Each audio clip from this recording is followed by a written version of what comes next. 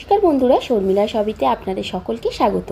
আজ আমি আপনাদের কাছে নিয়ে চলে এসেছি শোল মাছের একটি অপূর্ব স্বাদের রেসিপি। এই রেসিপিটি পুরনো দিনের ট্র্যাডিশনাল একটি রেসিপি। আজ আমি যেই রেসিপিটা শেয়ার করছি এটাকে শোল মাছের ডালনাও বলতে পারেন, আবার শোল মাছের ধোকাও বলতে পারেন। যাই হোক, বেশি কথা না বলে রেসিপিটা শুরু করা যাক।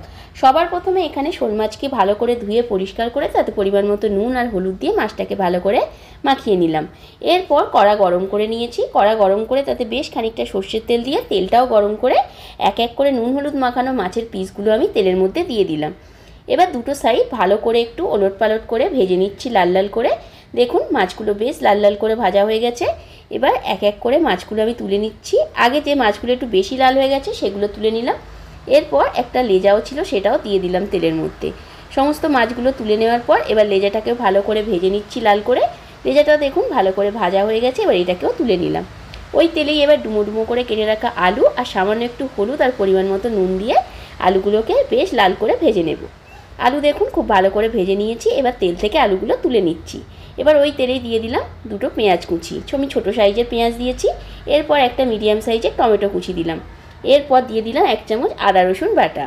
ভালো করে মশলাটা কষিয়ে নেওয়ার পর দিয়ে দিলাম এখানে পরিমাণ মতো হলুদ গুঁড়ো, পরিমাণ মতো লাল লঙ্কার গুঁড়ো, পরিমাণ মতো নুন আর সামান্য একটু কাশ্মীরি লঙ্কা গুঁড়ো দিয়ে অল্প একটু মশলা ধোয়া জলটা দিয়ে মশলাটাকে কষিয়ে নিলাম। এরপর ভেজে রাখা আলুগুলো দিয়ে আবারও আমি ভালো করে সমস্তটা কষিয়ে নিচ্ছি। এরপর এখানে দিয়ে দিলাম 1/2 চামচ গরম মশলা গুঁড়ো। সমস্ত কিছুকে আবারও ভালো করে কষিয়ে নেওয়ার পর অল্প একটু জল দিয়ে দিচ্ছি যাতে মশলাটা আরও ভালো করে কষিয়ে নিতে পারি। আরও একটু জল দিয়ে দিলাম আলুগুলো সেদ্ধ করে নেওয়ার জন্য।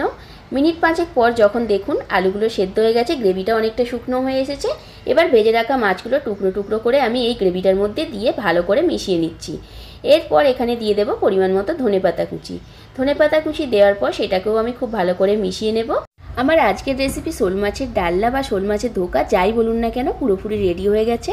ভিডিওটি ভালো লাগলে বন্ধুরা লাইক, কমেন্ট অ্যান্ড শেয়ার করবেন।